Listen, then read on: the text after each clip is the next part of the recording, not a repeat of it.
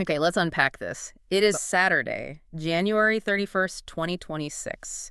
If you're looking at your calendar, you know exactly what that means. We are staring right down the barrel of the NBA trade deadline. We are officially past Rivals Week, which was absolutely chaotic. Oh, it lived up to the hype, no It question. really did, and now we're just hurtling toward the All-Star break. And this is, it is the single most stressful time of year for general manager. This is what we call the pivot point. The pivot point. Yeah, you have roughly 2 weeks, right? Until that February 15th deadline to decide, are we chasing a title Or are we just packing it in? or are we packing it in and planning for the lottery? The decision has to be made now. And the temperature of the league right now, it feels like it's boiling over. We're seeing things that I don't think I've ever seen before. We have historic, record-breaking blowouts in New York. We've got the rookie ladder getting completely reshuffled, which is just wild for late January. Mm. And unfortunately, we have some major injuries shaking up the entire Western Conference. And that's the key right there. The injury report is what's dictating the trade market. Not the standings. Usually it's the standings. But this week, it feels like the medical staff is making the calls for the front office. Exactly. So our mission for this deep dive is pretty simple. We are going to cut through all the noise. There's so much chatter out there, but we're looking strictly at the official league reports, the transaction wires, the confirmed news. We're going to figure out who is desperate to buy and who, might be forced to sell. And honestly, we have to start with the biggest shock to the system we've seen in, the last 48 hours? I know exactly where you're going. The Golden State Warriors. The headline was just so stark. It simply read, Warriors move forward without Jimmy Butler III. This is massive, and you have to look at the phrasing, right? Move forward without. Yeah, that's specific. It's very specific. This isn't just a standard trade rumor. It implies a separation. And if you look at the production they are losing, it changes the entire geometry of their offense. He was their second leading scorer. Second leading scorer. He was giving them 20 points, almost 6 rebounds, and nearly 5 assists a night. That's not production you just find lying around in the G League. No, absolutely not. Yeah. You don't replace that with a next man up mentality. Butler is a guy who, he gets you a bucket when the play breaks down. He gets to the line. Gets to the line, slows the game down when the other team is on a run. Removing him just leaves a massive vacuum. And the timing couldn't be worse for them, right? They're in the middle of a 4-game road trip. That is the nightmare scenario for a coach. You're on the road, you're tired, living out of suitcases, and suddenly your second-best player is just gone. It forces everyone to shift roles. Instantly. When you remove a primary scorer, everyone has to play a role they might not be ready for. Your third option becomes the second. Your bench scorer becomes a starter. And this is all happening while they're trying to stay afloat in a brutal Western Conference. It sends a signal. It sends a huge signal to the rest of the league that Golden State is vulnerable, or at the very least in a serious transition right now. It's interesting you mentioned vulnerability because while Golden State is dealing with a loss, we have to talk about the flip side of that coin. We all obsess over the trade tracker page, Reed. Just refreshing, waiting to see who got dealt. All day long. But sometimes the biggest transaction is just a guy getting healthy. The internal acquisition. It's a cliche, I know. Fans hate hearing it because it's not flashy. But in 2026, it is real currency. Just look at the Clippers. Kawhi Leonard comes back after missing 3 games, and what does he do? Immediately drops 24 points. And suddenly, the Clippers are on this scorching 13-3 run. That right there is the difference between panic and patience. If the Clippers had panicked during those 3 games, maybe traded assets for a stopgap player. They'd be in a worse A position. much worse position. Instead, they waited for their superstar. Kawhi's averaging over 28 a game this season. There isn't a single player available in the trade market who gives you that kind of production.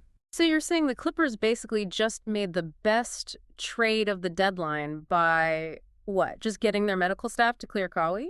Precisely. While Golden State is scrambling to fill a void and figuring out who takes the last shot, the Clippers are adding a superstar to a winning lineup without giving up a single draft pick.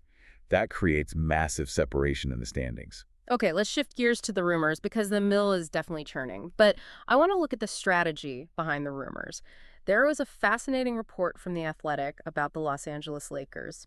It was titled, Evaluating the Lakers by the Numbers. I saw this. This is where the analytics departments really earn their paychecks. It's interesting stuff. Well, the report specifically mentioned that as the deadline nears, the Lakers are scrutinizing their second quarter metrics. Now, let's break this down a bit. Why the second quarter? To a casual fan, a quarter is a quarter. Why does that specific 12-minute window matter so much? Because it tells you everything about their roster construction. Think about the rotation patterns in the NBA. First quarter is usually your starters. Third quarter, starters come back out. But the second quarter, that's usually when your stars sit and your bench has to hold the fort. So it's a depth check. It's the ultimate depth check. Yeah. If you are bleeding points in the second quarter, it means your bench unit isn't holding up. Or your rotations are off. Exactly. Or your rotations are staggered in a way that leaves you exposed. It means when LeBron or AD sit, the whole team collapses. So what does this tell us about their trade strategy then? It means they aren't necessarily star hunting. They're not looking for a big headline name to put on a billboard. They're looking for patches. They're looking for specific statistical patches. They're likely shopping for a high-utility rotation player who can just stabilize those minutes. It's a surgical approach, not a splashy one. They need a guy. They need a guy who can come in for 6 minutes, play defense, hit an open shot, and not blow the lead.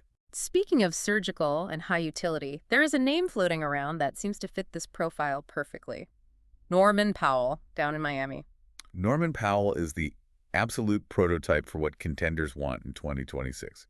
He just is. Eric Spoelstra, the Heat coach, was quoted saying Powell has a chip on his shoulder. And we all know Miami runs a tight ship. If Powell's being talked about as adaptable, that feels like code, doesn't it? It's 100% code for he can help a contender right now. Yeah. Adaptable is probably the most expensive word at the trade deadline. Really? More than scorer. Think about it. Most top teams already have their hierarchy set. They have their alpha, their beta. They don't need another guy who needs the ball for 20 seconds. Yeah. They need a guy like Powell, someone who can spot up, attack a closeout, defend multiple positions, and, not complain if he only takes 8 shots one night. It's the low maintenance factor. That's it. That chip on the shoulder, as Spoelstra mentioned, that just translates to competitive fire. That's why teams are circling him.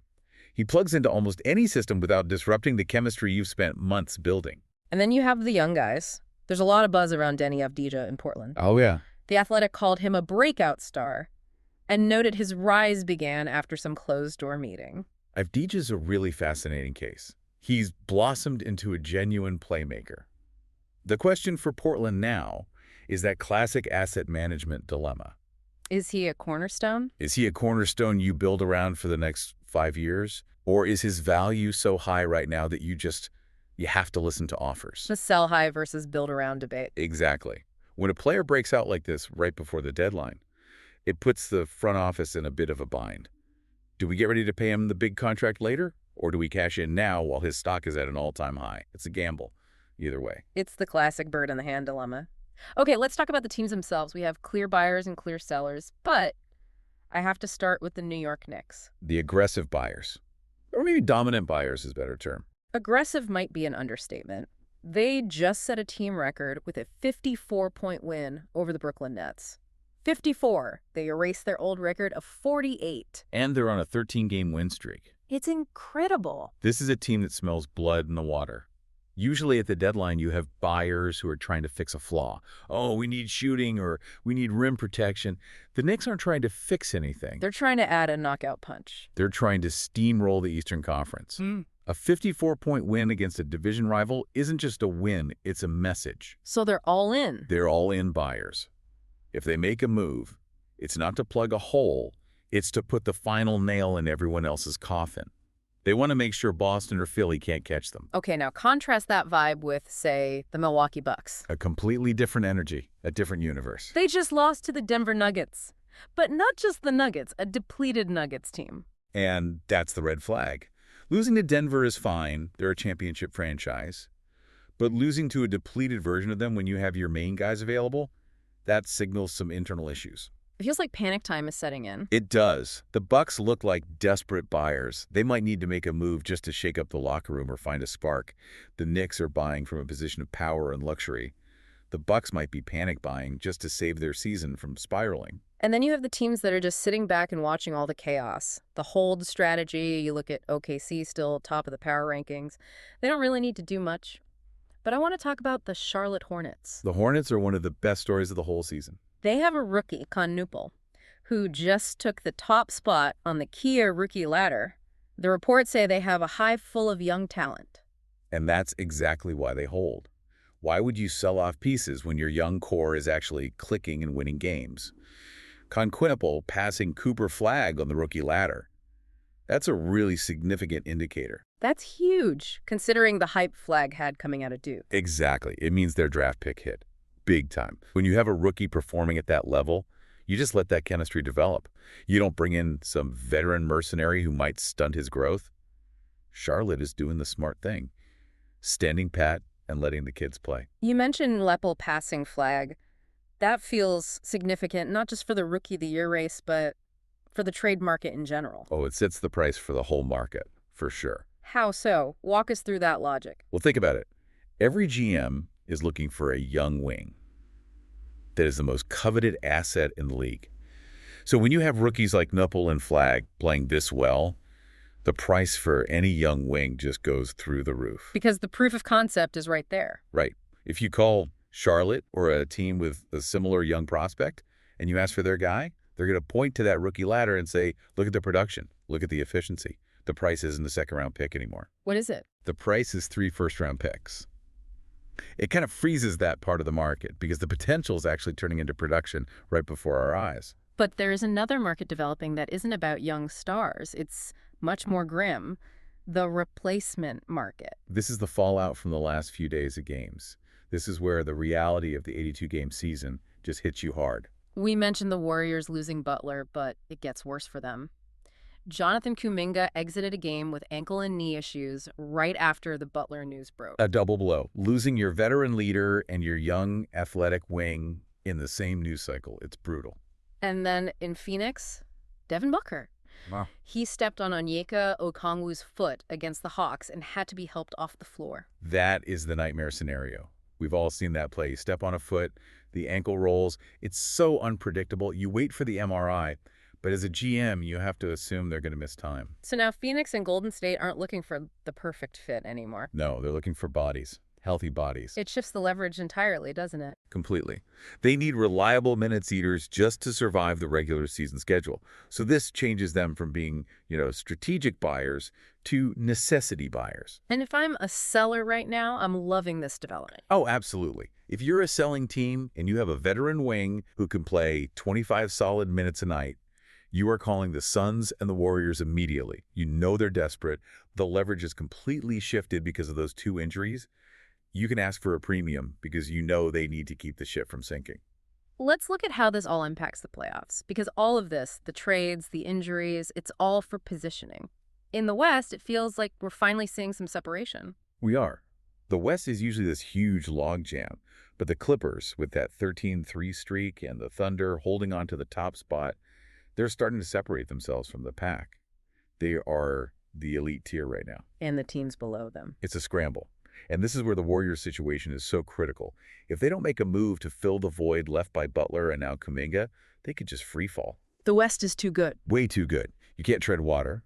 If they stand pat, they might find themselves falling out of the playoff hunt entirely and into the lottery conversation. Yeah. That's a huge, high-leverage decision they have to make in the next 2 weeks. And over in the East, it feels like an arms race. We talked about the Knicks streak, but you have to look at the Sixers. The Sixers are terrifying right now. They're just looming. Tyrese Maxey has ascended into the top 5 of the Kia MVP ladder. That's elite company. And Embiid. He's posting triple-doubles like it's nothing. That evolution of Embiid's game is what's so scary. When he is passing like that and Maxey is scoring at an MVP level, they are a match for anyone. The East is really boiling down to a 3-headed monster. Philadelphia, Boston, and New York. It really is. It's those 3 and then everyone else. Exactly. Oh. Any move Philadelphia makes at this deadline is a direct counter to what the Knicks are doing. They're watching that 13-game winning streak in New York and thinking, okay, we need to make sure we have enough firepower to stop that. It's strategic countering. It's going to be an absolute sprint to the finish. Before we wrap up, I just want to give the listeners a few things to watch for immediately. What's on your immediate watch list? Tomorrow, Sunday, February 1st, the All-Star reserves are revealed. Ah, the annual Snub Fest.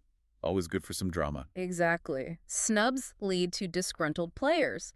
Disgruntled players can lead to trade demands. It happens almost every single year. If a guy feels disrespected because he didn't make the team, sometimes that's the spark that lights the whole trade rumor fire. That's a great point. Emotion plays a huge role in this. If a player gets their feelings hurt, they call their agent, and suddenly a stable situation becomes very volatile. And for you, what's the final thought you want to leave everyone with? My final thought comes back to one word: availability. Yeah. We spent all this time talking about stats and streaks and potential trades. Yeah. But in a week where we saw 50-point blowouts and major stars like Booker and Kuminga being helped off the floor, the most valuable trade acquisition might just be a clean bill of health. That is the truth. You can trade for all the talent in the world, but if they're sitting in street clothes on the bench, it doesn't matter one bit. The teams that survive this deadline aren't necessarily the ones who make the biggest splash, but maybe the ones who can just keep their core guys healthy. So here's your marching order. Keep refreshing that transactions page on NBA.com, of course. But more importantly, watch for the press releases on Devin Booker and Jonathan Kuminga. Their MRI results could literally dictate the entire trade market for the next 2 weeks. We will be watching right along with you. Thanks for listening to this deep dive. We'll catch you on the other side of the deadline.